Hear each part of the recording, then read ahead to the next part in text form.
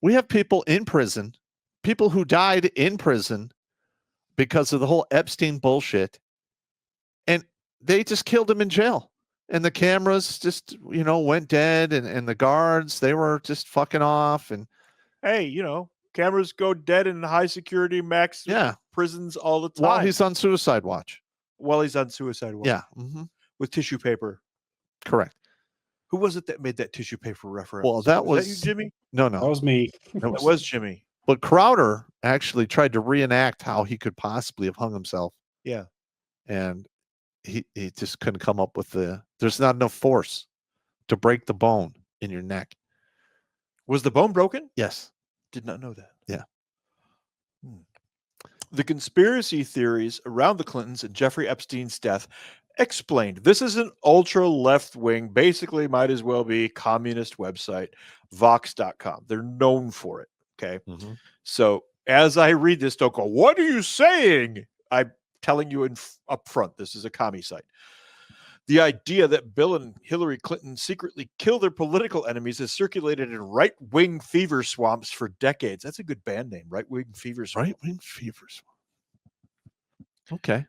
On Wednesday, Representative Paul Gosar, Arizona, sent out 23 consecutive tweets whose first letters spelled out a startling claim: Epstein didn't kill himself. What is this article from? I should have looked at the date first. Shame on me. 2019. 2019. There we go. Gosar has coyly resisted confirming that he was alleging that the hedge fund manager and convicted sexual predator Jeffrey Epstein was murdered, but his tweets were hardly anomalous. Epstein's death has sparked a ton of conspiracy theorizing, and Epstein didn't kill himself has become a bona fide meme, and it is not dead to this day. Nor should it be. Showing up in signs at college football games and posted by influential pundits like Joe Rogan. To be clear, the New York City medical examiner has ruled that Epstein died by suicide because, of course, he did. Of course he did. A former New York City medical examiner hired by Epstein's brother has disputed this finding, but that examiner was fired after a long string of errors on his watch. How interesting that this man was discredited and then fired, making his words a little untrustworthy. That's odd. It's not like they don't do that today. No, they don't do anything like that at all. But that hasn't stopped prominent individuals up to and including Donald Trump from joining in the speculation. The day of Epstein's death, President Trump retweeted a conservative personality who captioned a video on which he pontificates at length about his theories with, "We know who did this," and the hashtags Clinton body count and Clinton crime family. Trump was clearer than Gosar in suggesting that who he thought had Epstein killed Bill and or Hillary Clinton. Well, here's a little factoid that is not disputed. Bill Clinton's name is on the Epstein flight log at least 19 times that I know of. And there's rumor out there that there's video evidence of Mr. Clinton doing bad things with people.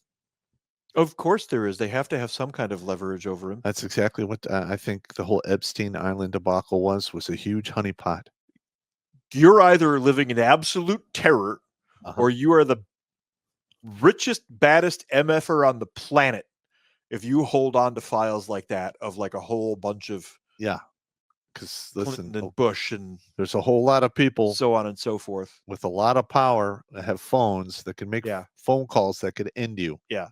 You are either one really seriously wealthy bad MFer or you are living in absolute fear every moment of your life. Correct. To understand what's going on here, you don't need to just know about Epstein's former friendship with Clinton or with Trump. He was not friends with Trump, by the way.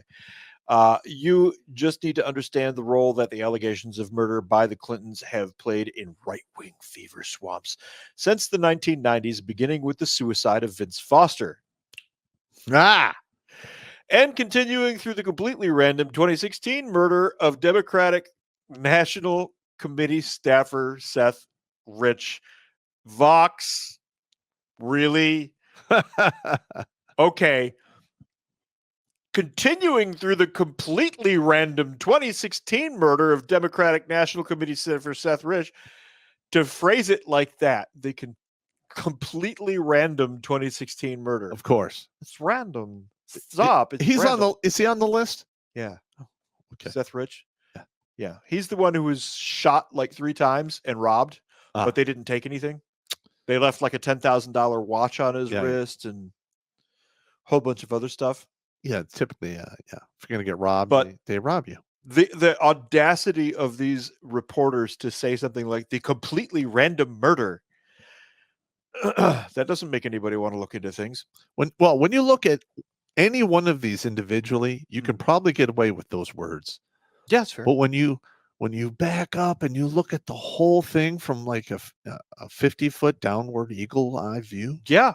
it's statistically impossible. Yes. It's just that simple. Yes.